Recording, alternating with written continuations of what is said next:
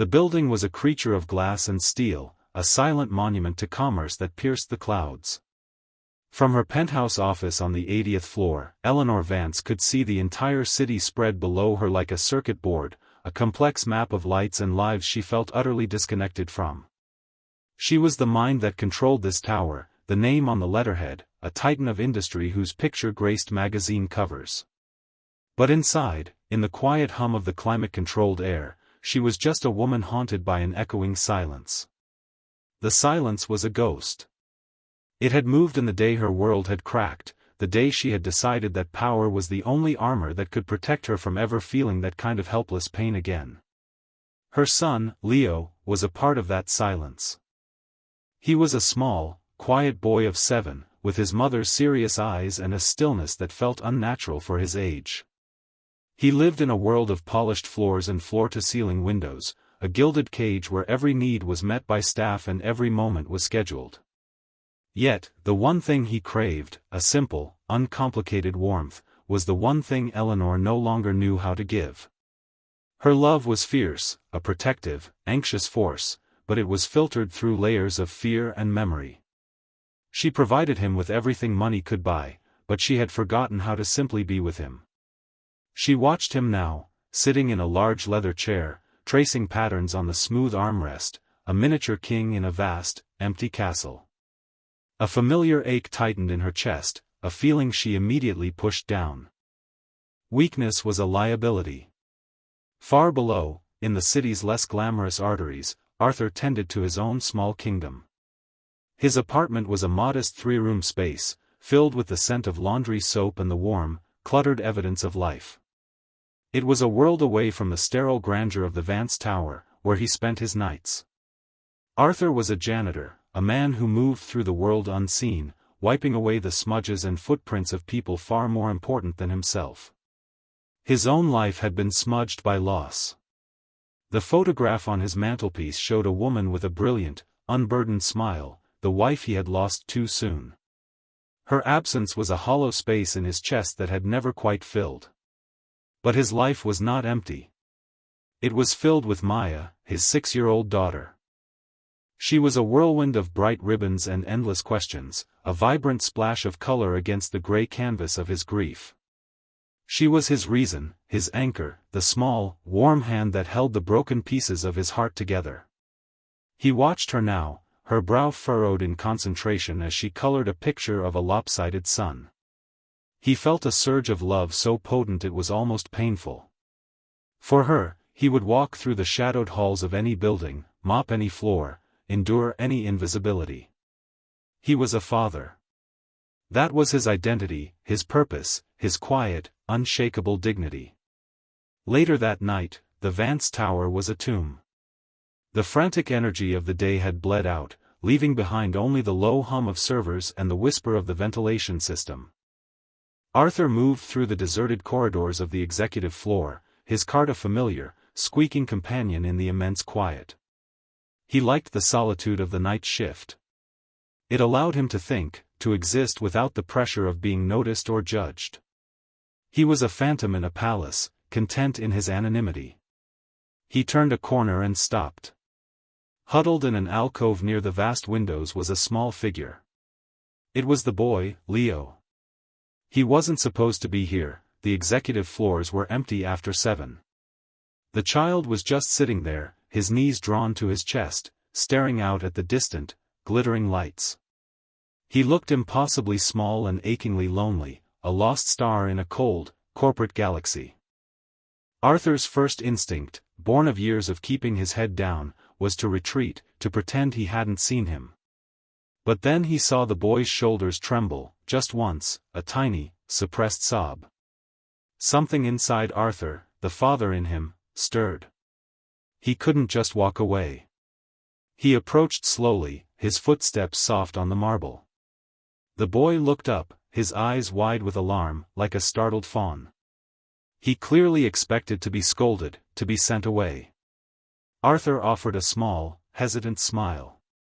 He didn't say a word. He reached into the pocket of his worn work jacket and pulled out a discarded sheet of paper from a recycling bin, a memo about quarterly earnings he'd collected earlier. It was crisp and clean. He knelt, his old knees protesting slightly. The cold of the marble floor seeped through his trousers. He held the paper in his large, calloused hands and began to fold. His movements were precise, practiced. A crease here, a tuck there. He had learned the craft from his own father, a lifetime ago, and had passed it on to Maya. It was a small, simple magic. The boy watched, his fear slowly giving way to a quiet curiosity. The paper transformed under Arthur's fingers, becoming something new, something with purpose. In a minute, it was done. A perfect paper airplane, a sleek and elegant dart. Arthur held it out. Leo hesitated for a moment, then his small hand reached out and took it. The paper was smooth against his fingertips. Arthur gestured with his head toward the long, empty corridor, a perfect runway. He gave the boy a gentle, encouraging nod. Leo stood up. He held the airplane as if it were a precious artifact.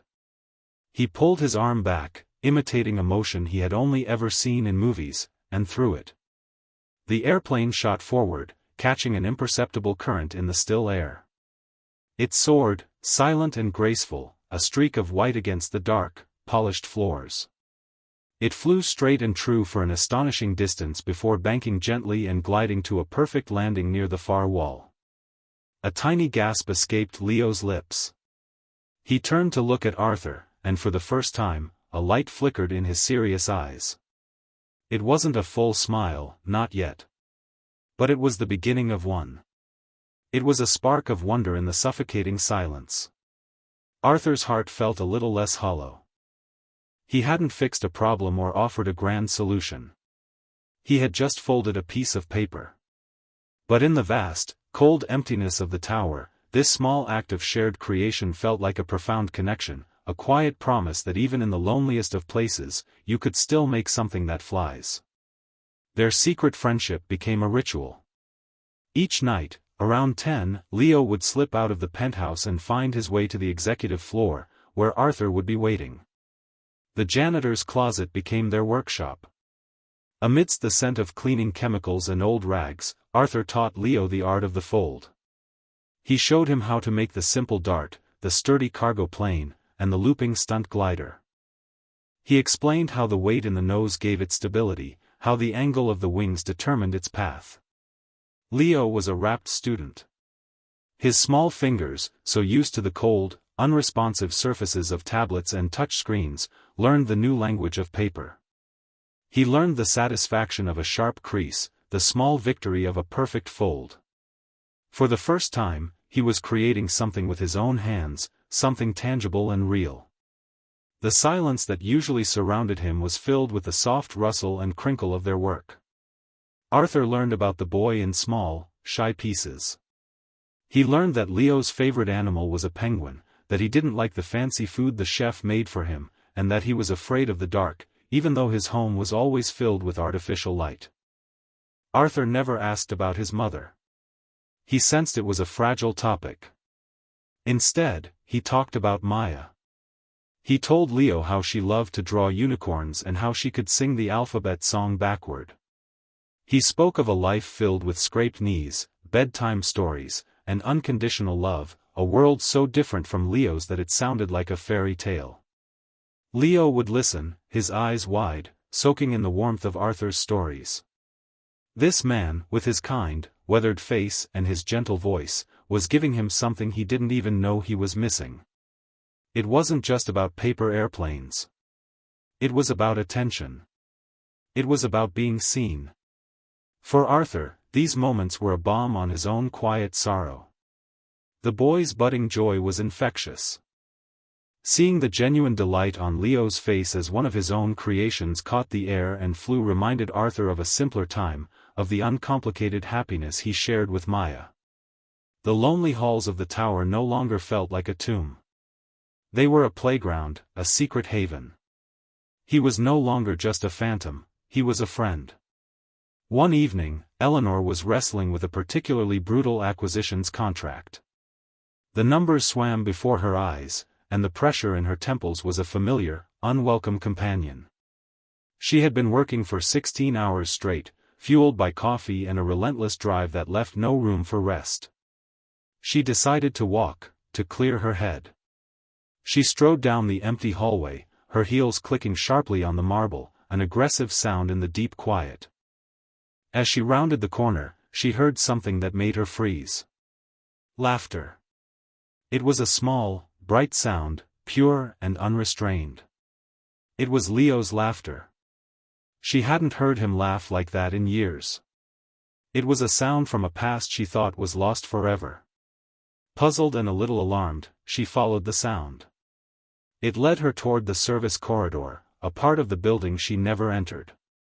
Peeking around the corner, she saw a sight that made her entire body go rigid. There was Leo, his face alight with a joy she didn't recognize, standing next to the night janitor. They were at the edge of the grand atrium, a vast, open space that dropped 80 floors to the lobby. Leo was holding a paper airplane. The janitor was smiling, encouraging him.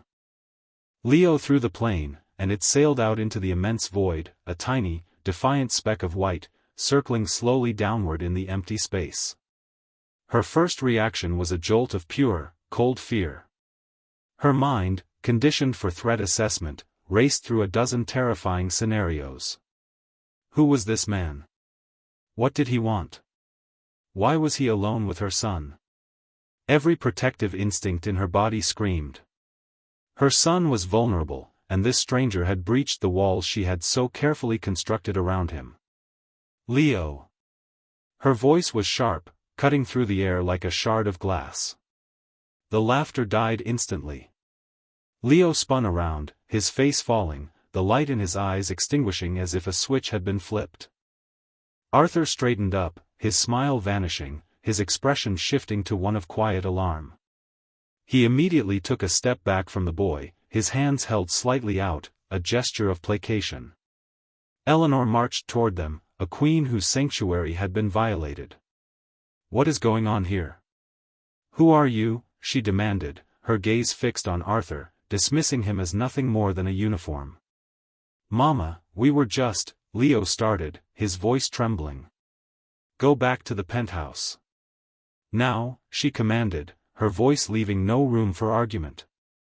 Leo looked from his mother's furious face to Arthur's worried one, his shoulders slumping in defeat. He turned and shuffled away, a tiny paper airplane still clutched in his hand. Eleanor turned her full, formidable attention to Arthur. "I want an explanation," she said, her voice dangerously low. Arthur met her icy glare not with fear, but with a quiet dignity that surprised her. He did not cower. "My name is Arthur. I'm the janitor for this floor," he said, his voice calm and steady. The boy. Leo, he seemed lonely. "I was just showing him how to make paper airplanes. That's all." "You were encouraging him to throw things off the atrium," she snapped, her fear twisting into accusation. "No, ma'am. We were just watching them glide," he explained patiently. "It's just paper. It wouldn't hurt anything." His simplicity was disarming. She had expected excuses, a plea for his job, perhaps even a veiled threat. But he offered none of that. He just stood there, a man in a simple blue uniform, speaking a simple truth. She looked at him more closely, really seeing him for the first time. She saw the lines of exhaustion around his eyes, the calluses on his hands. But she also saw an unwavering integrity in his gaze. He wasn't afraid of her. "My son is not to be spoken to. He is not to be approached. Your job is to clean the floors, not to entertain the residents. Do you understand?" The words were harsh, a reflex from a lifetime of building walls. Arthur just nodded slowly. "I understand," he said. But there was a flicker of something in his eyes, not anger, but a deep, profound disappointment. It was a look that judged her, not for her power, but for her lack of kindness. He turned, retrieved his cart, and walked away, his squeaking wheels the only sound in the now heavy silence. Eleanor stood alone in the vast atrium, the cold air swirling around her. She had won the confrontation. She had asserted her authority. She had protected her son. So why did she feel like she had just shattered something precious? The echo of her son's laughter, so bright and beautiful, now seemed to mock her from the shadows. She had silenced it. The encounter left a crack in Eleanor's polished armor. She couldn't shake the janitor's quiet, dignified gaze, nor the look of crushing disappointment on her son's face. The silence in the penthouse was heavier than ever before. Leo was withdrawn, the brief spark of light she had witnessed now completely gone. He moved through his days like a little ghost, the joy she'd glimpsed locked away again. Driven by a strange mix of suspicion and curiosity, Eleanor did something she hadn't done in years. She accessed the building's security footage. It felt like a violation, but she told herself it was a necessary precaution. She pulled up the archives from the executive floor for the past few weeks. She watched. She saw Arthur, alone, diligently polishing the floors, emptying the bins, a solitary figure moving through the empty landscape of her success. And then she saw the first encounter. She saw him find Leo, huddled and sad. She saw him kneel, not with familiarity, but with a gentle hesitation. She saw him fold the first airplane. She watched as her son's sadness melted into fascination. She fast-forwarded through the nights. She saw their ritual unfold. She saw Arthur showing Leo different designs, his large, rough hands moving with surprising grace. She saw Leo's fumbling attempts, and Arthur's patient guidance. She saw them laugh when a plane looped unexpectedly or crashed into a wall. They weren't in the grand atrium, they were in hallways, in empty boardrooms, in the cramped janitor's closet. There was nothing menacing or inappropriate. It was just, kind. It was a simple, human connection in the most sterile place on earth. A knot of shame tightened in her stomach. She had seen a threat where there was only gentleness. Her wealth and power had become a lens that distorted the world, making her see plots and motives where there were none. This man, this janitor, had given her son more genuine happiness in a few stolen hours than she had in months. The next evening, she found a reason to work late again. She felt a nervous flutter, a feeling she wasn't accustomed to. She walked the halls, her footsteps softer this time. She found him in the large boardroom, wiping down the long, imposing table where she made decisions that affected thousands of lives.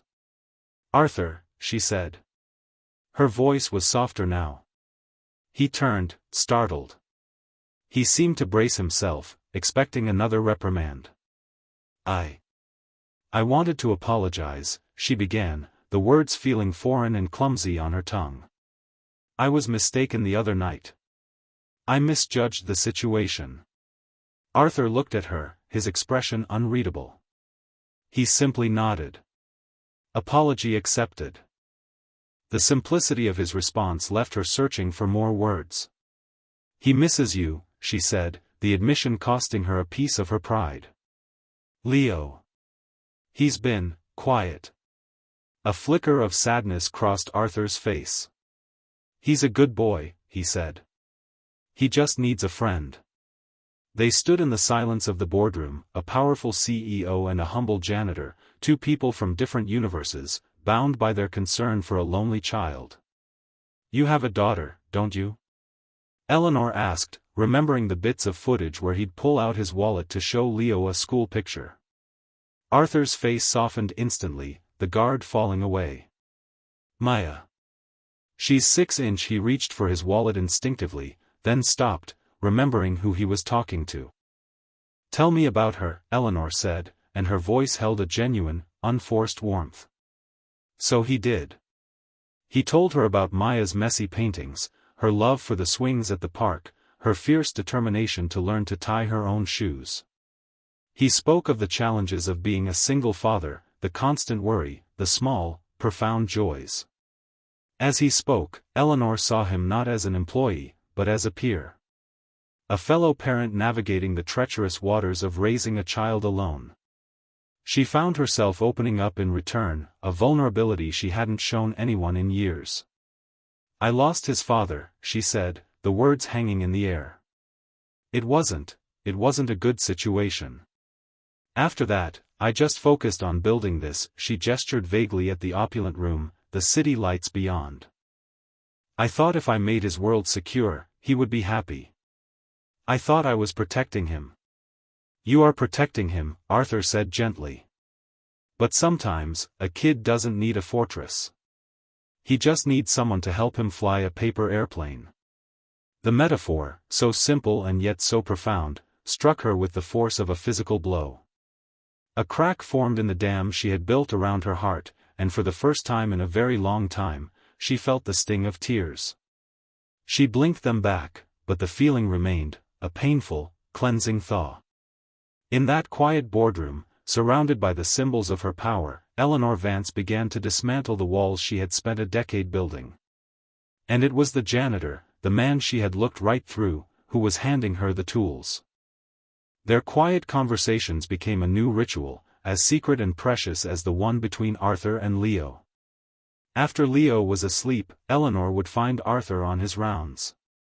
They would talk, not as CEO and janitor, but as Eleanor and Arthur. He told her about his wife, about the sudden illness that had stolen her away, leaving him adrift. He spoke of his grief not with bitterness, but with a deep, aching tenderness. He was a man who had known profound loss and had chosen to answer it with love for his daughter. Eleanor, in turn, shared the story of her own broken past. She spoke of a tumultuous marriage to a powerful, controlling man, a man who saw her and Leo as possessions. The divorce had been a brutal war, and in the aftermath, she had dedicated herself to becoming untouchable, to building an empire so vast that no one could ever hurt her or her son again. She had succeeded, but in the process, she had insulated herself from joy as well as pain. Arthur listened without judgment. He didn't offer advice or platitudes. He simply offered his presence, a quiet well of empathy that allowed her to speak her fears aloud. He saw the wounded woman beneath the powerful executive, and he treated her with a gentle respect that had nothing to do with her title or her wealth. Slowly, cautiously, she allowed Arthur back into Leo's life. The paper airplane sessions resumed, but this time, Eleanor would watch from a distance, a small, warm smile on her face. She saw the light return to her son's eyes. She saw him open up, sharing his thoughts and dreams with Arthur in a way he never did with her. And she wasn't jealous. She was grateful. One Saturday, Arthur hesitantly invited her and Leo to the park with him and Maya. Eleanor's first instinct was to refuse. The park was public, uncontrolled, a world away from her curated existence. But one look at Leo's hopeful face made the decision for her. They went. Eleanor, dressed in simple trousers and a sweater, felt alien and exposed. But Maya, a tiny diplomat with pigtails, immediately took Leo by the hand and dragged him toward the swings. Arthur bought them all ice cream from a cart, paying with crumpled bills from his wallet. He insisted on paying for hers. For the first time in a decade, Eleanor ate a dripping, messy ice cream cone in a public park, and it felt more luxurious than any five-star meal. She watched Arthur with his daughter. He pushed her on the swings, his face beaming. He knelt to tie her shoe.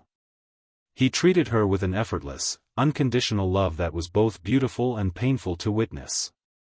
It was everything she wanted for Leo, everything she had forgotten how to give. Later, as the children played in the sandbox, Arthur sat beside her on a weathered bench. "You're a good mother, Eleanor," he said quietly, as if sensing her thoughts. She shook her head, a bitter laugh escaping her. "No, I'm not. I'm a good CEO. I don't know how to be a good mother anymore." "You're here, aren't you?" he replied, his gaze steady. "That's all it takes to start. Just being here." His simple words were a gift, an absolution she didn't know she was seeking. In the warm afternoon sun, surrounded by the sounds of laughing children, Eleanor felt a piece of her old, frozen self begin to melt away. The connection between them was deepening, becoming something more than just a shared concern for a child. It was a quiet, tentative intimacy, a bond forged not of passion or romance, but of shared wounds and a mutual desire for healing. But their fragile, private world was about to be shattered. The world of wealth and power is a world of observers. Someone always watches. An ambitious junior executive named Peterson had noticed the CEO's strange new interest in the night janitor. He saw the late-night conversations, the softening of her famously icy demeanor. He saw an opportunity. Mistaking her burgeoning humanity for a weakness, he saw a chance to ingratiate himself. He made a phone call.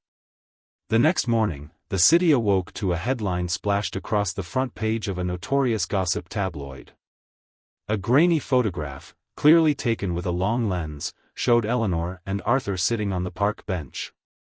The headline was cruel and sensational: billionaire CEO's secret tryst with the janitor. Is troubled tycoon losing her grip? The story was a toxic concoction of innuendo and outright lies.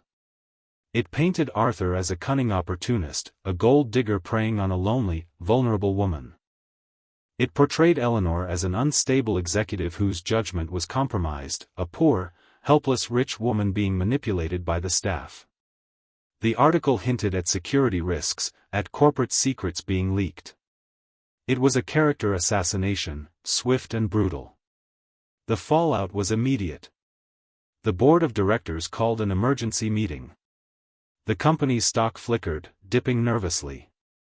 The media descended like vultures, their cameras and microphones a ravenous beast outside the Vance Tower. The carefully controlled world Eleanor had built was cracking under the strain. But the corporate crisis was nothing compared to the personal one. When Arthur arrived for his shift, he was met not by the familiar quiet of the lobby, but by two grim-faced security guards and the head of human resources. He was handed a box with his few personal belongings from his locker and a termination letter. The reason cited was breach of professional conduct and fraternization policies. He was fired. Escorted from the building like a criminal, he was forced to walk a gauntlet of flashing cameras and shouted questions. Are you getting money from her? What's your secret? He kept his head down, his face a mask of shame and bewilderment, and pushed his way through the crowd. The dignity he had clung to felt stripped away, leaving him raw and exposed.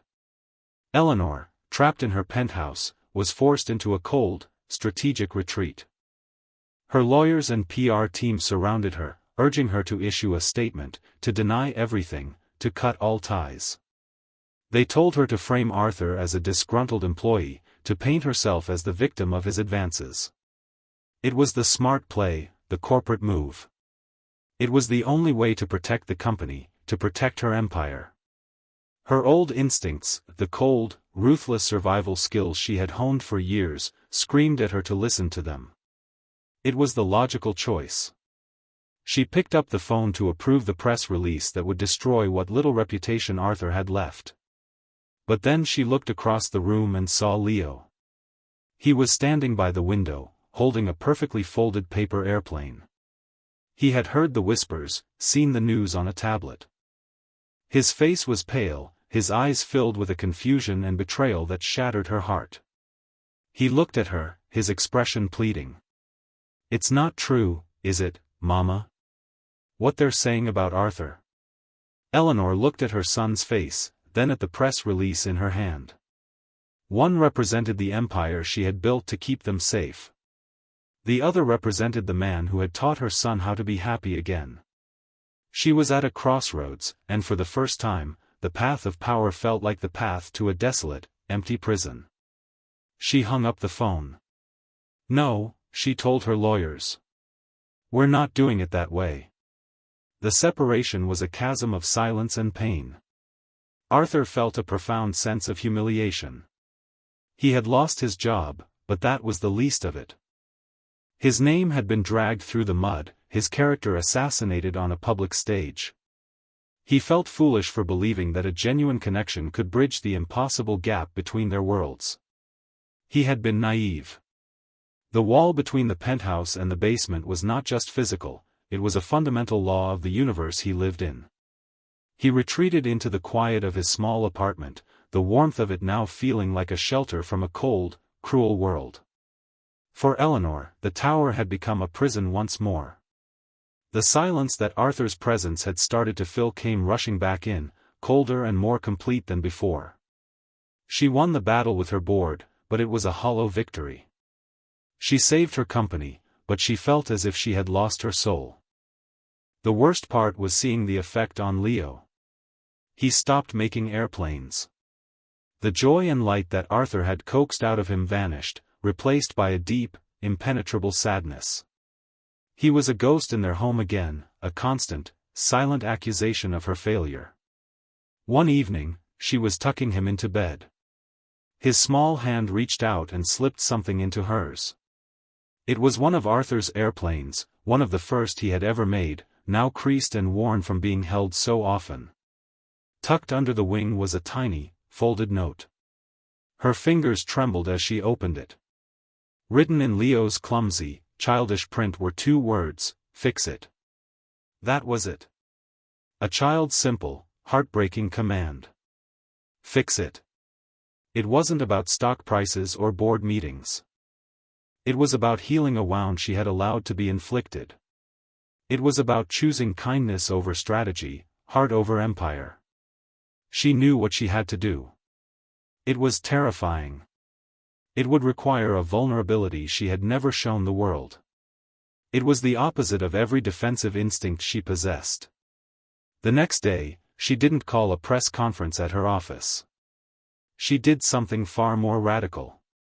She agreed to a live, one-on-one television interview with the most respected journalist in the city, with one condition: it would be unscripted. No handlers, no PR team, no safety net. She sat in the studio, the bright lights hot on her face, the camera an unblinking eye. The interviewer began with the expected questions about the scandal, about her judgment. Eleanor let her finish. Then, she began to speak. Her voice was quiet, but it held a strength that had nothing to do with corporate power. "What the tabloids have said is a lie," she stated, looking directly into the camera, as if speaking to every person in their living room. "But the lie isn't the story they told. The lie is the one I have been living for the past 10 years.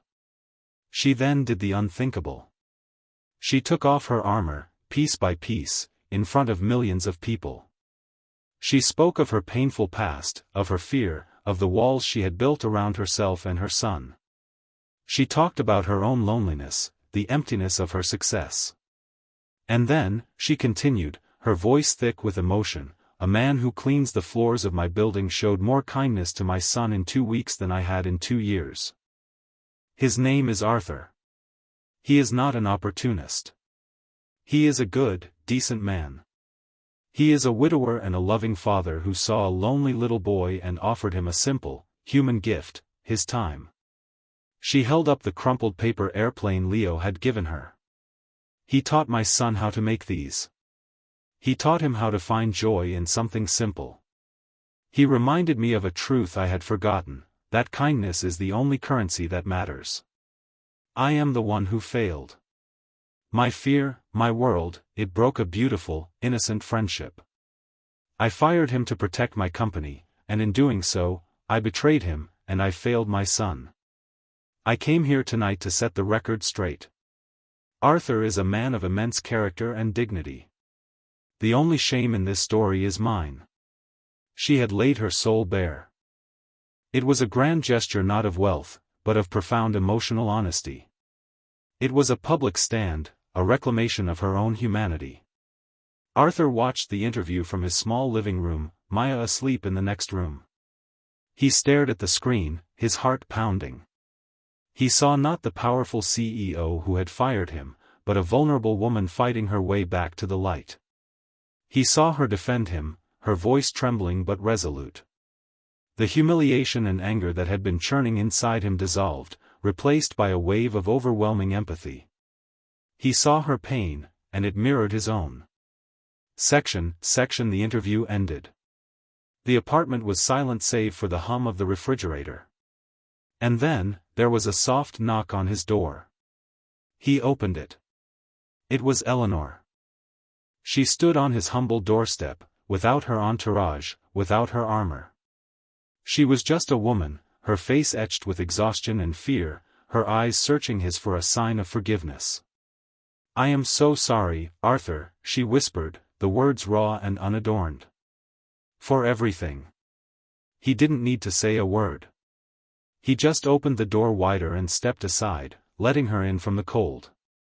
The chasm between their worlds had been closed, not by money or power, but by a bridge of shared truth and a mother's courageous apology.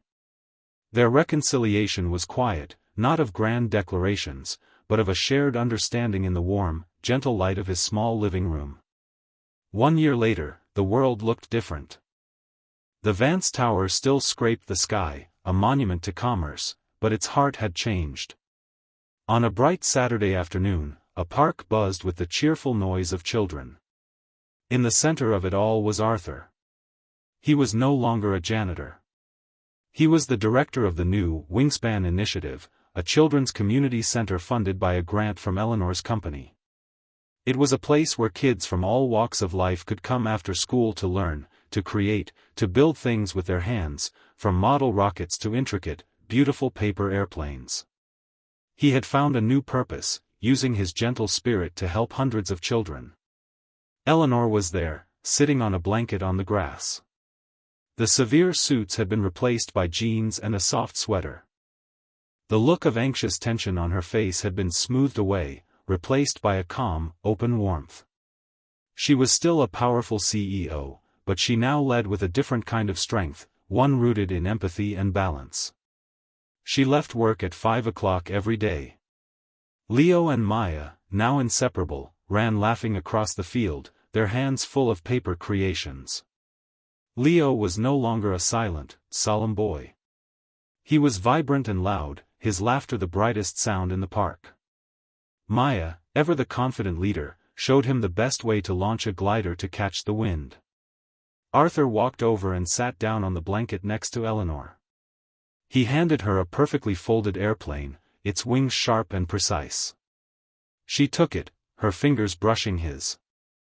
A comfortable, easy silence settled between them, the kind that speaks of deep affection and a shared journey. They were not just friends or allies. They were partners, building a new, blended family from the broken pieces of their pasts. "Look at them," Eleanor said softly, her gaze on the children.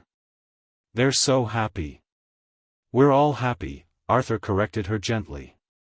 He looked at her, his eyes full of a love that was quiet, steady, and profound.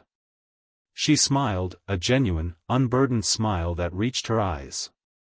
She leaned her head on his shoulder, a simple gesture of trust and belonging. Together, they watched as Leo and Maya launched their fleet of paper airplanes into the brilliant blue sky. The small paper darts soared and danced on the wind, fragile and yet resilient, a testament to a simple act of kindness that had healed 2 broken hearts and taught a powerful woman and a humble man that the greatest heights are reached not in towers of glass and steel, but in the quiet, open spaces of the human heart.